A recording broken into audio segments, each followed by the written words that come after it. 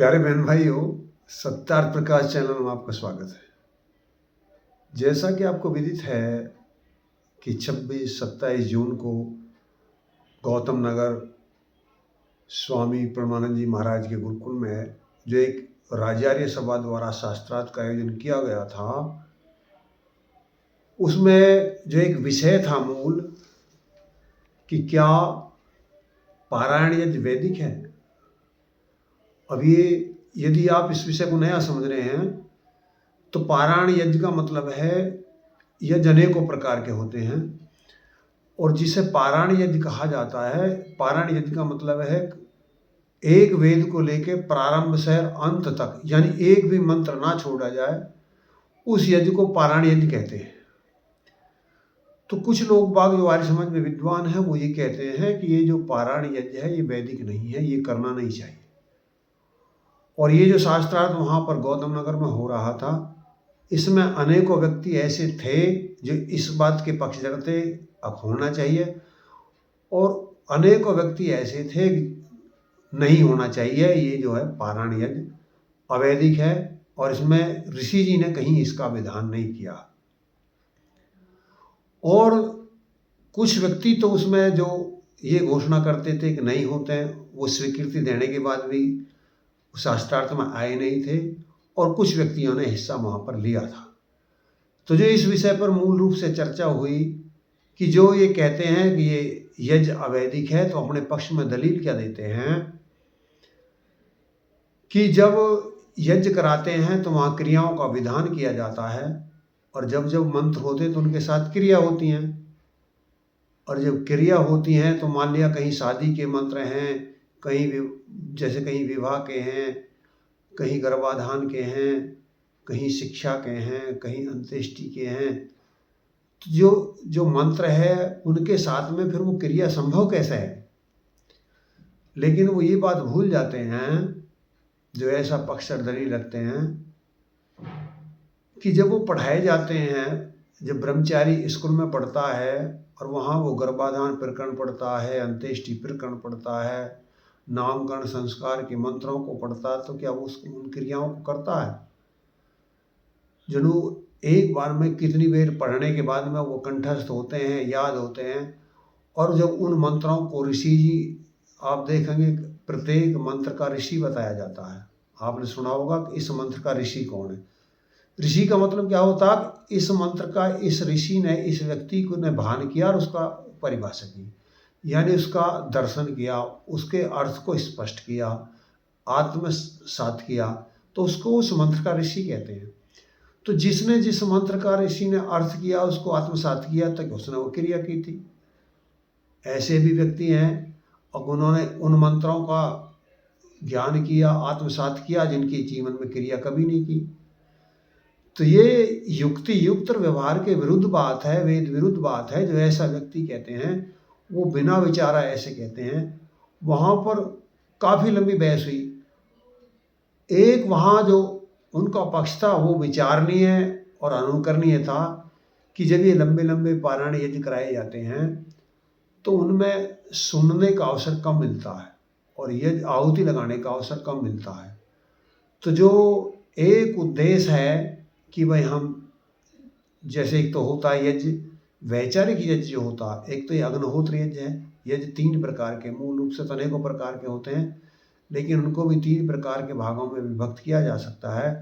तो जो एक यज्ञ है और जिनके ना करने से हमको परेशानी होती है, यानी दुखी होते हैं, तो वो है, एक तो ये है कि जो अग्निहोत्र यज्ञ आप करते हो। एक जितनी भी शिल्प विद्या है उसको सिद्ध करना यज्ञ है। एक जितने भी विशेषज्ञ हैं, विद्वान हैं, उनकी शरण में जानना ये यज्ञ है। ये 3 प्रकार के मुख्य रूप से यज्ञ बताए गए हैं, और सब यज्ञ इन्हीं के अंतर्गत अधिकांशतः आ जाते हैं।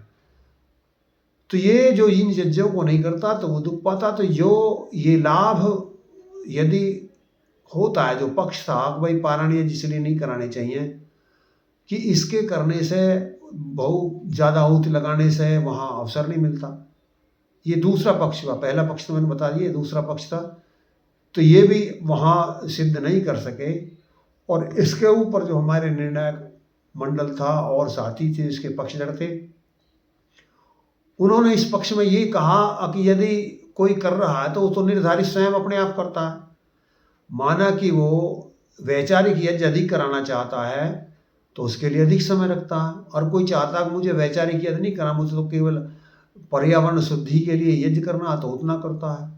और फिर भी वो किसी भी दृष्टि में किया हुआ ना करने से तो उसे वैचारिक यज्ञ का लाभ ही मिलता। जिस दिन शुरू करता उस दिन भी उपदेश मिलता, बीच में भी उपदेश मिलता, और हर यज्ञ के सुबह और शाम दोनों समय होता तो उस समय भी उपदेश मिलता। तो ये तो बात निराधार है। हाँ, वो उसको अधिक ज़्यादा बढ़ाया जाए तो और अच्छी बात है, लेकिन ना करना तो बिल्कुल ही बेकार है। इस आधार पर ना करें कि वहाँ वैचारिक यज्ञ कम मिलता तो वहाँ तो फिर ना करने पे तो बिल्कुल ही नहीं मिलेगा।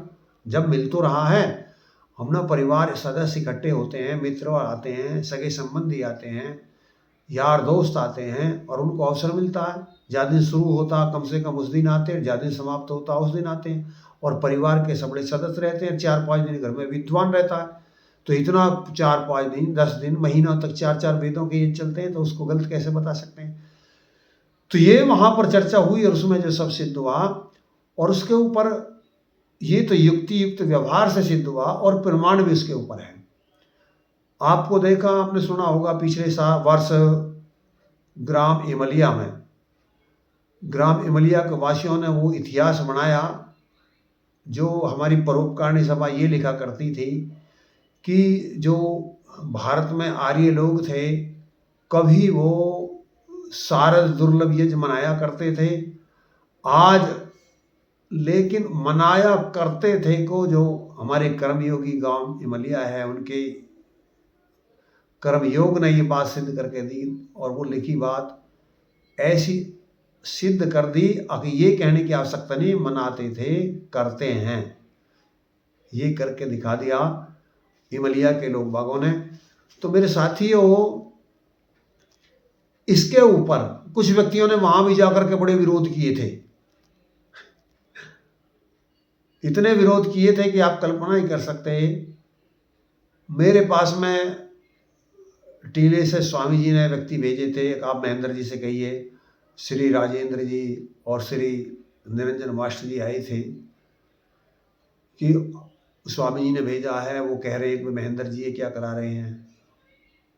मैंने जब उनको प्रमाण दिया तो स्वामी जी ने स्वीकार किया, और फिर स्वामी जी समापन में आए। ऐसे ही हमारे स्वामी चित्तेश्वरानंद जी से भी हमने अनुरोध किया था आने का, तो उन्होंने कह दिया कि ये तो जो यज्ञ है ये तो आसुरी यज्ञ है। लेकिन हमने जब उनको प्रमाण दिया कि आसुरी यज्ञ नहीं है, ये वेद का प्रमाण है। और आप भी यदि देखना चाहते हैं तो ऋग्वेद में मंडल 7 है, सूक्त 66 है, और मंत्र संख्या 11 है। और मैं उस मंत्र को पढ़ाकर सुना दूँ, मैंने वहाँ इसकी प्रस्तुति की, और इस मंत्र को सुनने के बाद में हमारे जो साथी थे, क्योंकि ये वेद का प्रमाण है, वेद का स्वतः प्रमाण है, उसके प्रमाण के आगे कोई प्रमाण है ही नहीं, तो ये जो वहाँ प्रमाण प्रस्तुत किया गया उसको आप भी सुन सकते हैं, जो हमारे ग्राम इमलिया में हुआ था। जैसे मैंने बताया कि ऋग्वेद मंडल 7, सूक्त 66 और मंत्र संख्या 11, इसमें पारायण यज्ञ का विधान है और दिन रात का विधान है। वो तो सुबह शाम को आपत्ति करते हैं, इसको सुन लीजिए।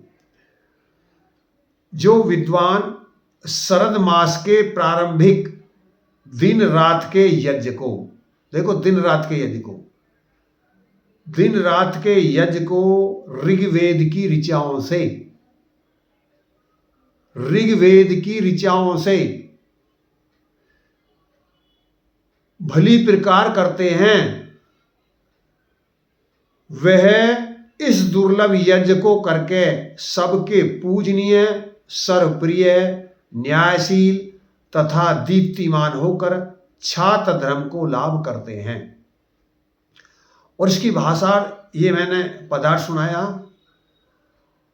और इसके बारे में जो संस्कृत में ऋषि जी के शब्द हैं, उनको यदि आप ये जो शब्दार्थ है ये विद्वानों के द्वारा होता है, और जो ऊपर ऋषि जी के शब्द हैं, जो उनकी जो संस्कृत होती है वो ऋषि जी की होती है मूल रूप से।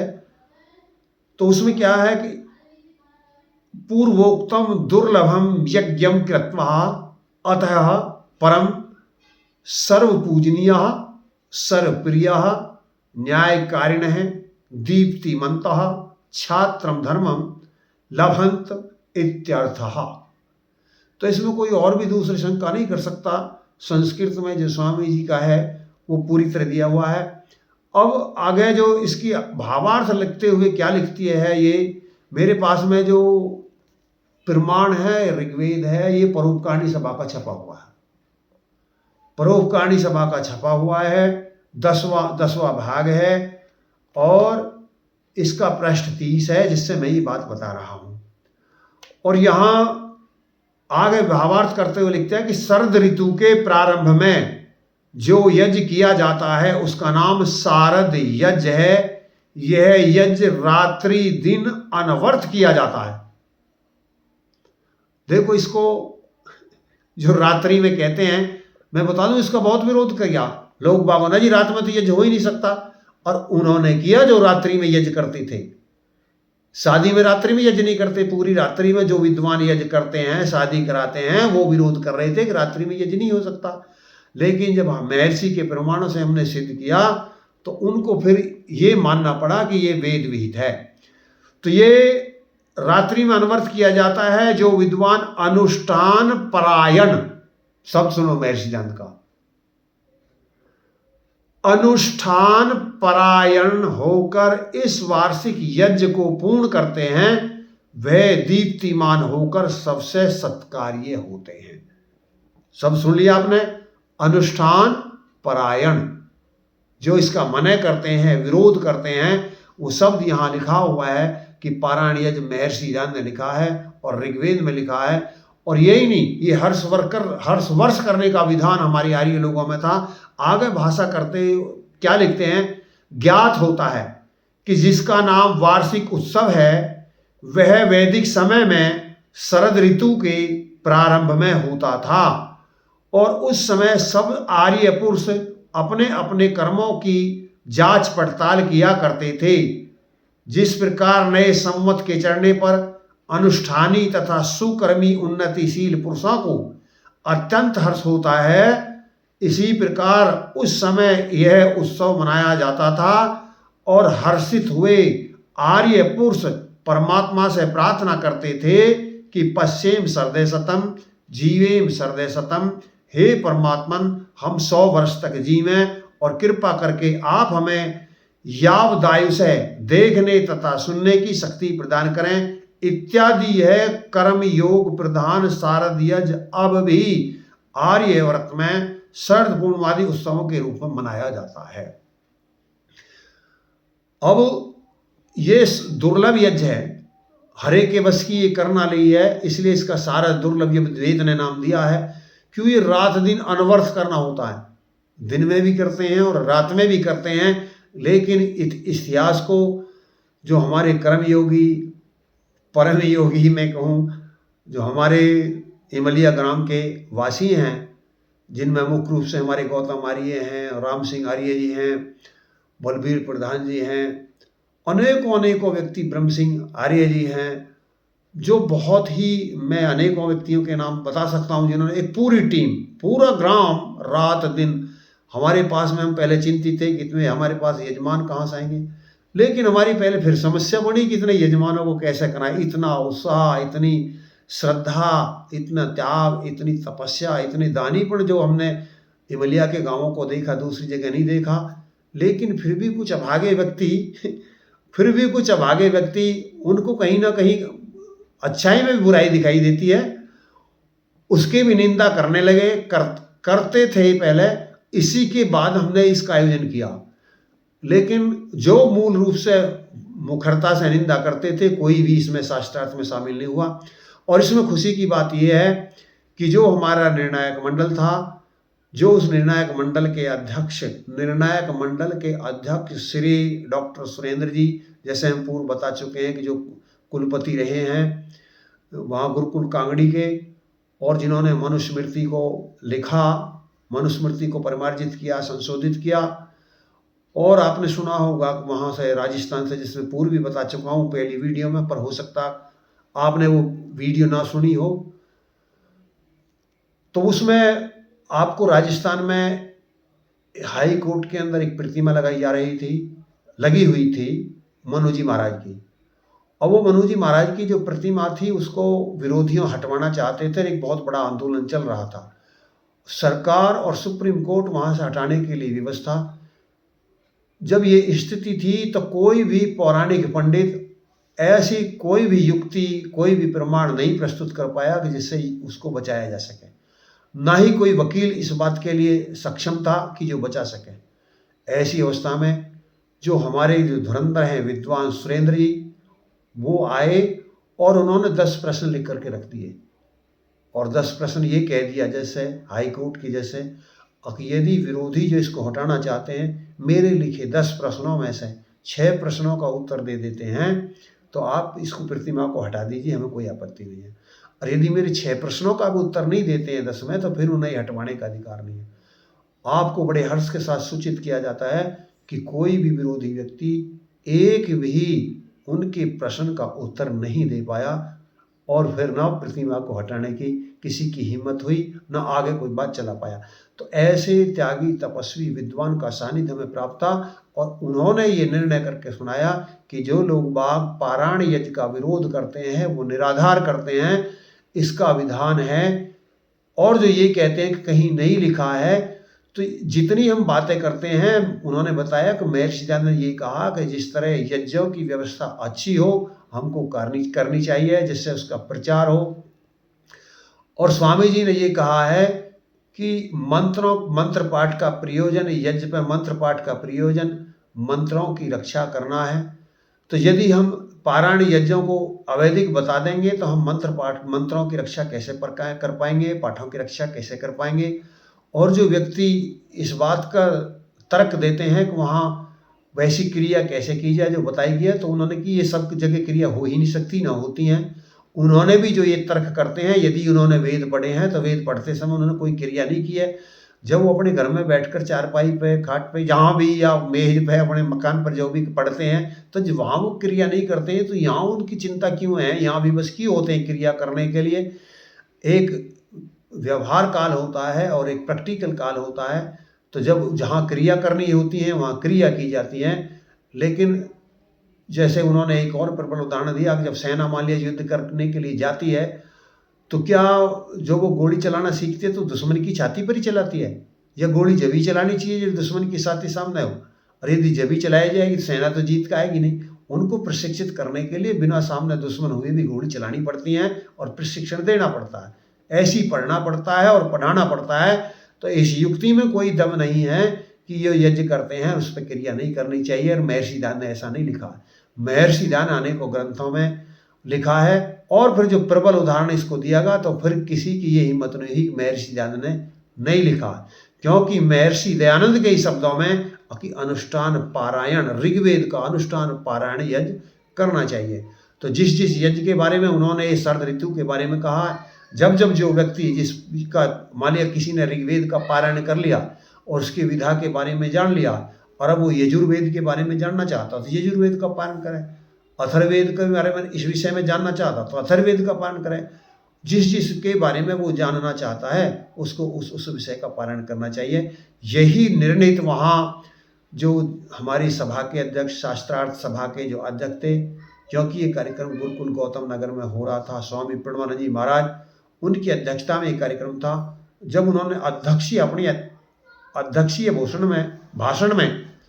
अपने अध्यक्षीय भाषण में ये सिद्ध कर दिया कि ये पूर्णता वैदिक है और करना चाहिए, ये अवैदिक नहीं है जो लोग बाग कहते हैं, वो निराधार कहते हैं, और निर्णायक मंडल ने भी ये किया।